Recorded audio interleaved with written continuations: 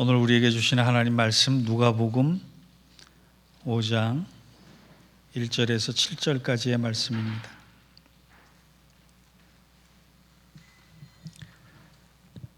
한 절씩 받들어 읽겠습니다. 무리가 몰려와서 하나님의 말씀을 들을새 예수는 게네사렛 호숫가에 서서 호숫가에 배 두 척이 있는 것을 보시니 어부들은 배에서 나와서 그물을 싣는지라. 예수께서 한 배에 오르시니 그 배는 시몬의 배라. 육지에서 조금 떼기를 청하시고 앉으사 배에서 무리를 가르치시더니 말씀을 마치심에 시몬에게 이르시고 깊은 데로 가서 그물을 내려 고기를 잡으라. 시몬이 대답하여 이르되 선생님, 우리들이 밤이 새도록 수고하였을 때 잡은 것이 없지만은 말씀에 의지하여 내가 그물을 내리리이다 하고, 그렇게 하니 고기를 잡은 것이 심히 많아 그물이 찢어진지라. 함께 읽겠습니다. 이에 다른 배에 있는 동무들에게 손짓하여 와서 도와달라 하니 그들이 와서 두 배의 채움에 잠기게 되었더라. 아멘. 이는 하나님 말씀입니다.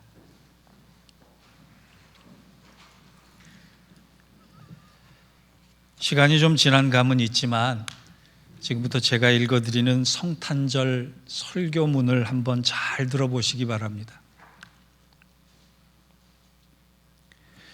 여러분은 예수 그리스도의 탄생을 축하하기 위해 함께 모여 예배할 때 성탄의 참 의미가 분명해집니다. 성탄절은 사랑과 용서와 소망의 시간입니다. 예수님의 탄생 이야기는 큰 겸손과 이타심의 하나입니다.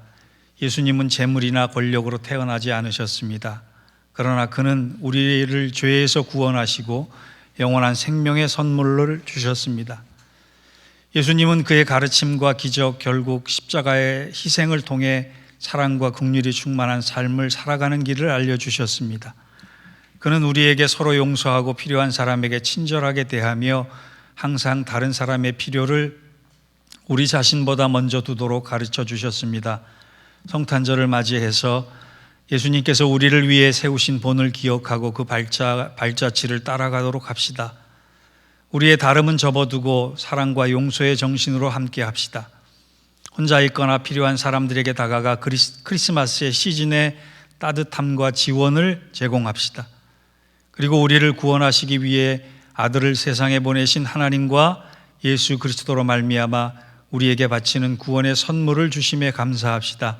모두에게 메리 크리스마스, 그리고 사랑과 기쁨이 당신의 마음과 가정에 충만하기를 바랍니다. 아멘. 어떠세요? 들어보시고.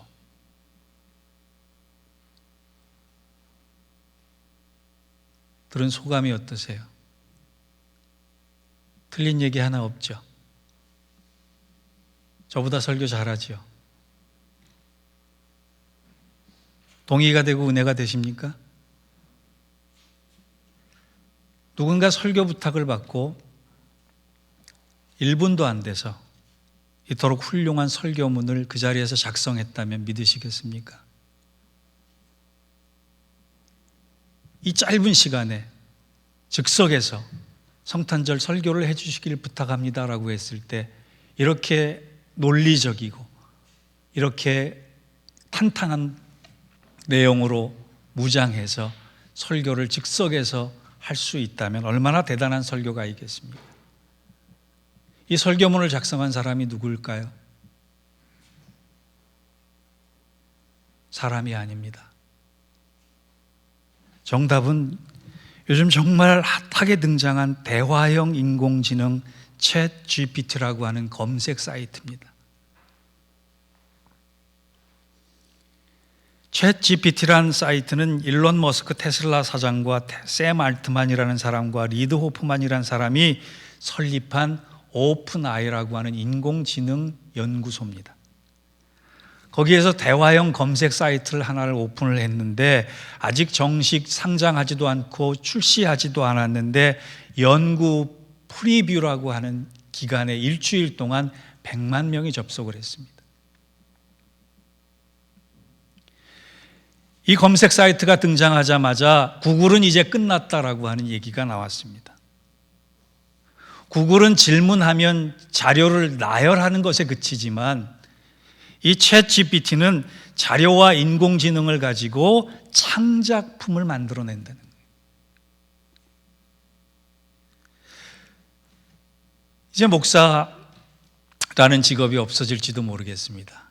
여러분이 검색 사이트에 접속하셔서 은혜로운 설교 한 편을 본문 어디에 의거해서 좀 저에게 주시기 바랍니다. 그러면 1분도 안 돼서 훌륭한 설교문 하나를 여러분 앞에 내놓을 것입니다.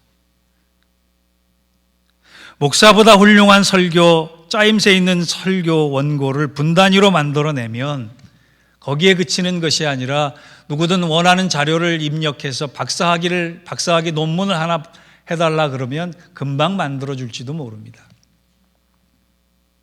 우리는 생각보다 무서운 시대를 살아가고 있고 앞으로 미래가 얼마나 무서워질지 아무도 모르는 시대에 와 있습니다.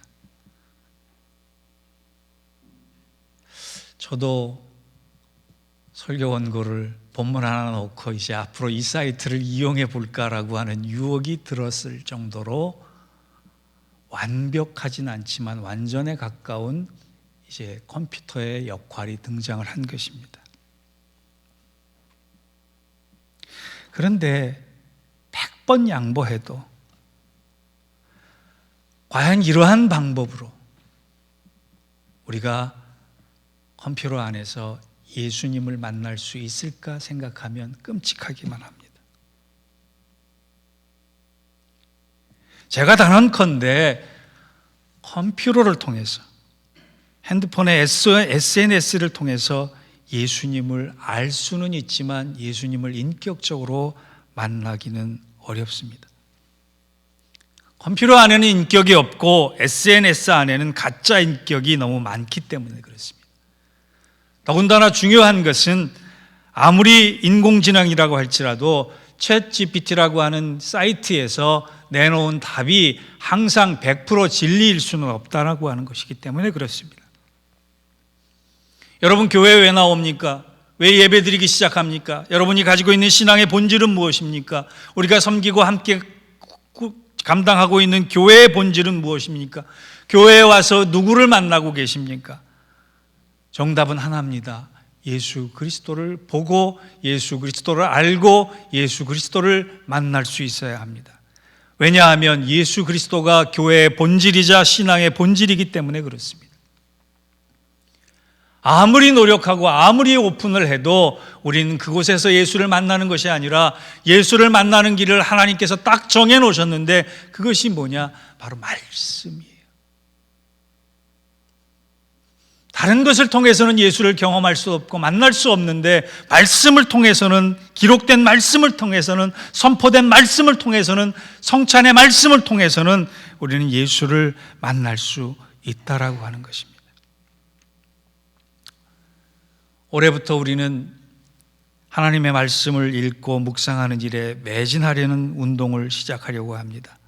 이 일로 인해서 여러분 그저 말씀이 나와 상관없는 말씀이 아니라 능력 있는 말씀, 살아있는 말씀, 귀하고 복된 말씀이 여러분의 삶과 인격 가운데 다가가서 여러분을 회복시키시고 여러분을 치유하고 여러분을 변화시키고 여러분을 다시금 일어설 수 있는 놀라운 일들이 우리 믿음의 가족들 가운데 있기를 주의 이름으로 축원합니다.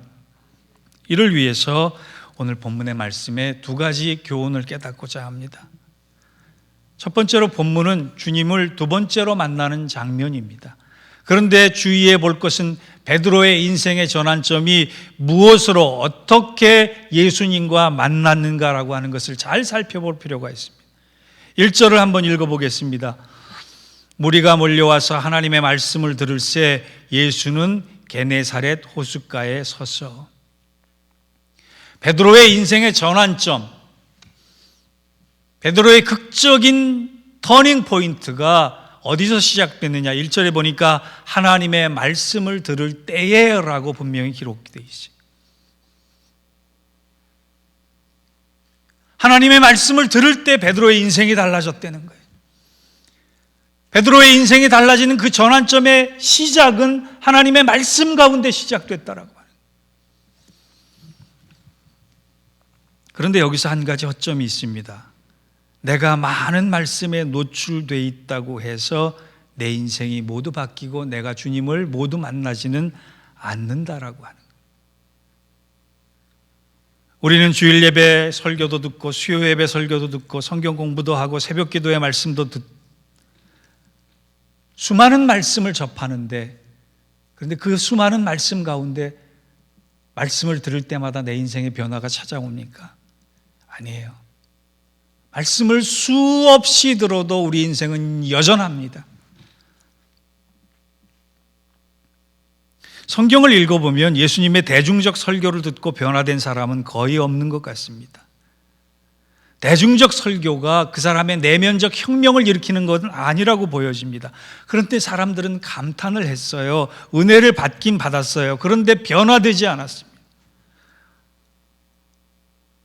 그런데 우리가 자세히 살펴보고 있는 말씀, 예수님과 접촉했던 사람들은 삶의 고단한 문제와 짐과 어려운 환경 속에 놓여 있을지라도 예수님을 만났다라고 하는, 예수님의 말씀을 직접 들었다라고 하는 그 사건을 통해서 인생이 변화됨을 봅니다. 기적을 경험함을 봅니다. 우물가의 여인이 그랬습니다. 니고데모가 그랬습니다. 삭개오가 그랬습니다. 38년 된 환자가 그랬습니다.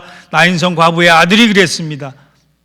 그 외에도 수많은 사람들이 예수님과 개인적으로 만나서 예수님께서 하신 말씀을 품었을 때, 들었을 때, 인정했을 때, 받아들였을 때 그들의 삶은 변화됐고 기적이 일어났다라고 하는 거예요. 제가 왜 오늘 본문을 택했느냐 하면, 오늘 동일한 사건을 기록하고 있는 마태복음 4장과 마가복음 1장을 보면 이미 제자들은 예수님을 한 번 만난 적이 있어요.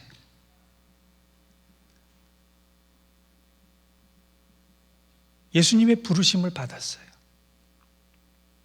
그런데 다시금 삶으로 돌아갔습니다. 일상으로 돌아갔어요.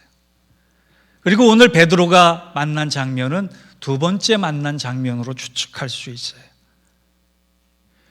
여러분, 처음 예수님을 만났을 때 그 놀라운 감격이 있었을 수 있지 않겠어요? 벅찬 기쁨이 있지 않았겠어요? 그런데 그들은 다시 일상으로 돌아갔어요. 허무한 일상, 쌓아도 수고해도 아무런 나에게 인생의 의미를 찾아주지 못한 일상으로 돌아갔을 때 주님이 다시 한번 기회를 가지고 찾아오셔서 오늘 말씀을 주신 거예요.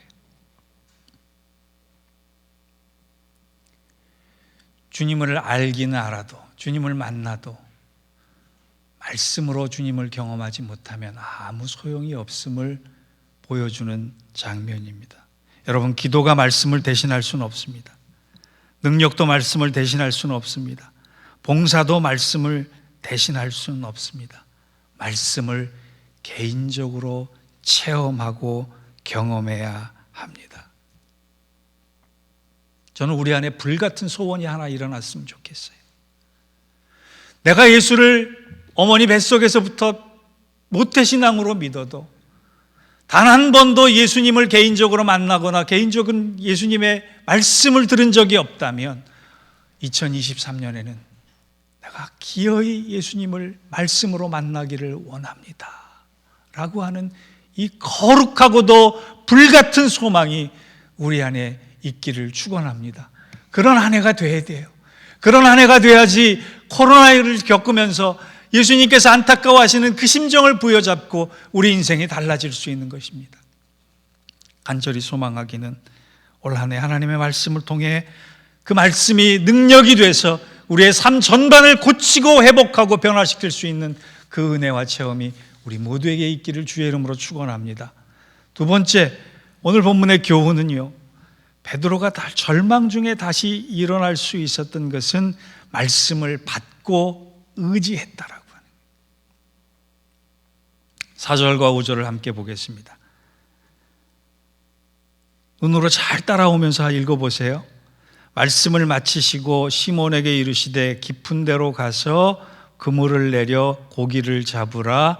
시몬이 대답하여 이르되 선생님, 우리들이 밤이 새도록 수고하였으되 잡은 것이 없지만은 말씀에 의지하여 내가 그물을 내리리이다. 지금 베드로는요, 밤새 고기를 잡았던 사람이에요.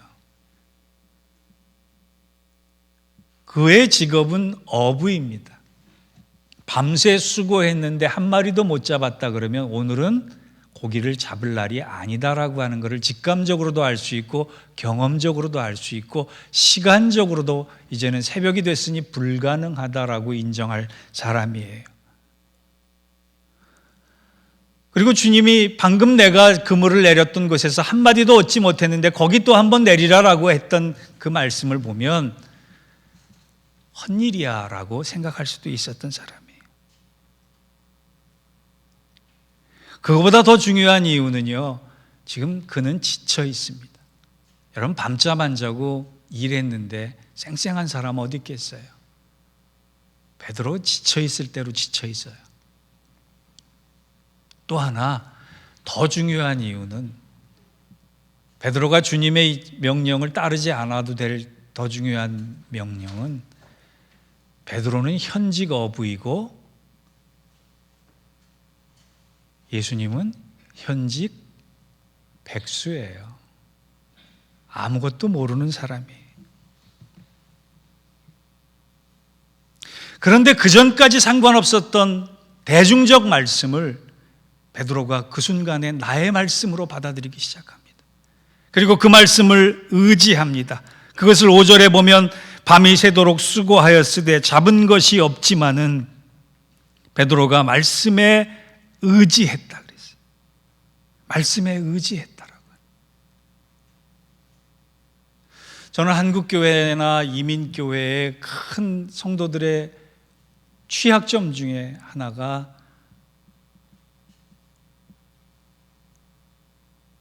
취약점이 두 가지라고 생각하는데요.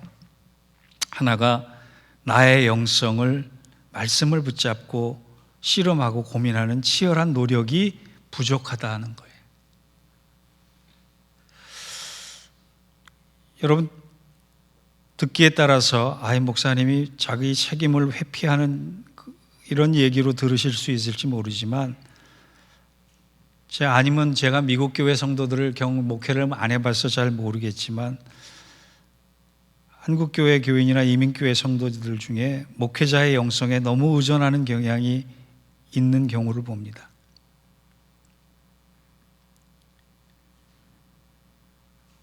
물론 목회자를 따르고 존경하고 목회자의 영성을 닮아가는 것은 좋지만 그건 장점도 있고 단점도 있어요. 목회자의 영성에 의존하는 경우가 자신의 영성을 오직 유명 설교자의 유튜브로 대처하려고 하는 경향이 짙어짐을 보기 때문에 그렇습니다. 여러분, 근데 저도 설교를 하는 입장에서요, 설교를 잘한다고 좋은 목사, 훌륭한 목사라고 얘기할 수는 없습니다. 어떤 목사는 말과 전달력이 탁월할 수도 있어요. 그런데 그 부분이 영성의 모든 것을 얘기해 주고 있지는 않아요.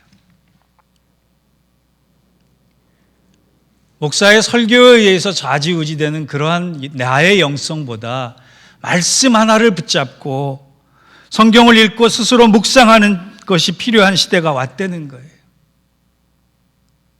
베드로가 나의 말씀으로 받아들이고 그 말씀을 의지했다라고 했을 때 기적이 시작됐듯이 그저 말씀을 듣고 말씀으로 흥미로워지는 정도가 아니라 그 말씀을 붙잡고 밤새도록 고민하며, 아니 어떨 때는 일주일 내내 그 말씀의 의미가 나에게 무슨 의미인가를 씨름할 정도로 고민하고 그 말씀을 의지하려고 노력할 때 그 말씀이 능력이 되고 그 말씀이 힘이 되고 그 말씀이 원천이 되는 것입니다.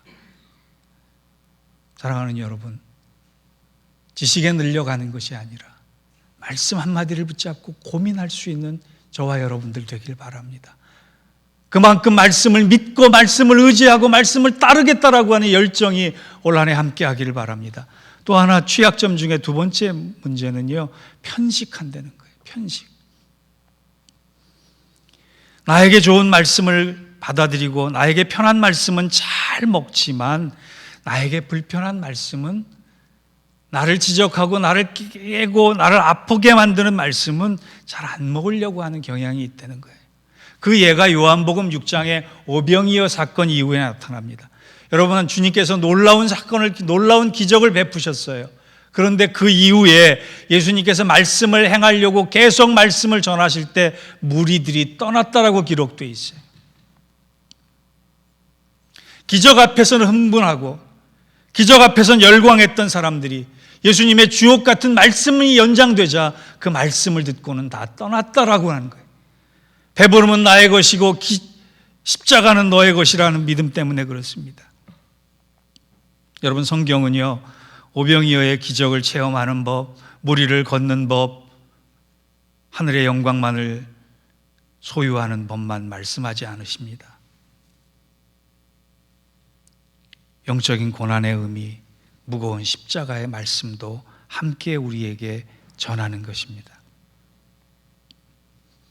하나님의 말씀이 위로와 평안도 말씀하시지만 매일매일 십자가 앞에서 내 모습이 어떠해야 되는가를 씨름할 정도의 무서운 말씀도, 무거운 말씀도 성경 안에는 있다라고 하는 거예요. 이런 취약점을 극복하기 위해서 한 가지 필요한 것이 있습니다. 그것이 뭐냐? 레마의 말씀을 경험하는 거예요. 말씀은 크게 세 가지를 구분합니다. 하나는 로고스의 말씀, 또 하나는 레마의 말씀, 또 하나는 캐리그마의 말씀이에요. 로고스는 배열된 말씀이에요. 이 성경책을 로고스라고 얘기할 수 있어요. 캐리그마는 선포되는 말씀이에요. 여기까지는 우리 잘 알아요. 창세기가 구약에 있고 요한계시록이 신약의 맨 마지막 권이다라고 하는 로고스의 말씀, 질서정연한 말씀, 순차적으로 공부한 말씀은 잘 알아요. 캐리그마의 말씀, 설교를 수십 번 듣는 그 말씀에 대해서는 익숙해요. 그런데 레마의 말씀에는 우리가 너무 약한 부분이 있다는 거예요. 레마의 말씀은 무슨 말씀이냐? 내 삶에 부딪혀서 내 삶에 영향을 주는 말씀이에요. 신학교 때 의무적으로 기도원을 여러 번 가게 되어 있습니다. 기도원을 갔더니요, 하루는 어떤 분이 성경책을 벽에 삼아 주무시더라고요. 그래서 불편하실 텐데 왜 딱딱한 성경책을 그렇게 베고 주무십니까? 그랬더니 베개가 없어서가 아니라 성경 말씀을 내 머릿속에 쏙쏙 들어오게 하기 위해서 그랬다라고 하는 얘기를 듣고는 다른 말씀은 못 드리고 예, 알겠습니다라고 하는 말씀만 드렸어요. 성경책을 베개 베고 잔다고 해서 우리가 성경에 능통해지는 것은 아닙니다. 성경 공부를 한다고 해서 성경의 구조와 저자와 내용과 등장인물과 역사를 공부한다고 해서 내 삶에 영향을 준다고 얘기할 수는 없어요. 한 번쯤은, 예수 믿는 한 번쯤은 성경의 한 구절이, 성경의 한 마디가, 성경의 한 단어가 여러분의 가슴에 와닿아서 여러분의 가슴을 후벼 파고 여러분의 가슴을 갈갈이 갈라놓고 헤집고, 그래서 그 말씀으로 인해서 내가 통회하고 자복하고 회개하며 그 말씀의 한 단어가 주는 은혜에 붙잡혀서 세상 다른 무거운 짐이 하나도 보이지 않고 오직 나에게 맡겨진 십자가와 은혜와 영광만이 보여지는 그 경험이 우리 안에 있어야 한다는 것입니다. 그렇지 않으면 명목상의 그리스도인이 되고 마는 것입니다. 오늘 말씀에 기억해야 할 것은 그물이 찢어지도록 물고기가 잡힌 사건을 얘기하는 것이 아니에요. 깊은 곳에 그물을 치면 물고기를 많이 잡을 수 있다라고 하는 비법을 가르쳐 주심도 아니에요. 말씀의 순종함으로 말씀의 능력을 경험할 수 있다라고 하는 사실을 가르쳐 주시는 건데, 그러기 위해서는 주님의 말씀을 의지하며 주님의 말씀을 나의 말씀으로 받아들일 수 있는 우리의 믿음이 될 때 우리는 어떤 절망 앞에서도 다시 일어날 수 있다는 것을 가르쳐 주시는 것입니다. 사랑하는 성도 여러분, 간곡하게 호소를 합니다. 저를 비롯해서 우리 모두 올 한 해 레마의 말씀이 내 삶을 뒤흔들어 놓고 그 뒤흔들어 놓은 가운데 삶의 다시금 절망 가운데 다시금 일어설 수 있는 힘과 은혜와 능력도 얻을 수 있는 그 귀한 체험을 경험하는 한 해가 되기를 주의 이름으로 축원합니다. 그래야만 우리가 삽니다. 그래야만 그리스도인다운 그리스도인 됩니다. 그래야만 내 생명의 복음의 능력과 복음의 생명력이 일어나는 것입니다. 말씀을 의지하고 말씀을 나의 말씀으로 레마의 말씀으로 경험했던 베드로가 60대 노장이 돼서 쓴 책이 베드로 후서예요. 아무 인생에 의미 없이 살아가던 베드로가 말씀을 의지하고 그 말씀을 나의 말씀으로 받아들였을 때 그는 기꺼이 십자가에 거꾸로 매달린 순교자의 모습을 하면서 이것은 나의 삶의 진정한 영광이다 라고 고백하는 사람이 되었다는 거예요. 올 한 해 시간을 내십시오. 긴 시간이 아닙니다. 짧은 시간입니다.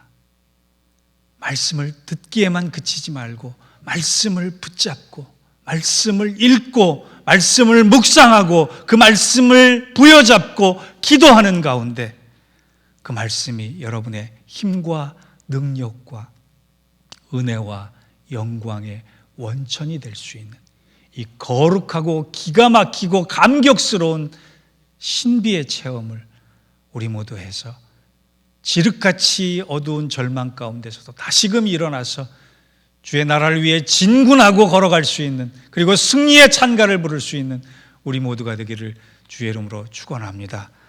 기도하겠습니다.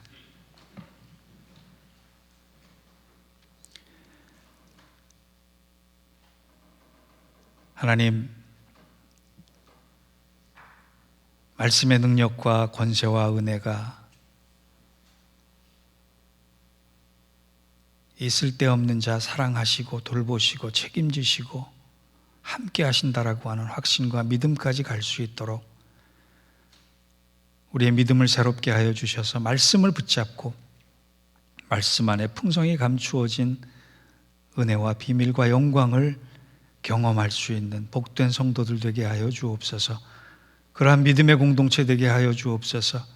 세상이 다 죽어간다고 얘기할지라도 우리는 말씀으로 다시 일어서고 말씀 때문에 다시 살아날 수 있는 놀라운 하나님의 사랑을 경험할 수 있는 우리 예인교회 되게 하여 주옵소서. 그러한 성도들 되게 하여 주옵소서. 예수님의 이름으로 기도하옵나이다. 아멘.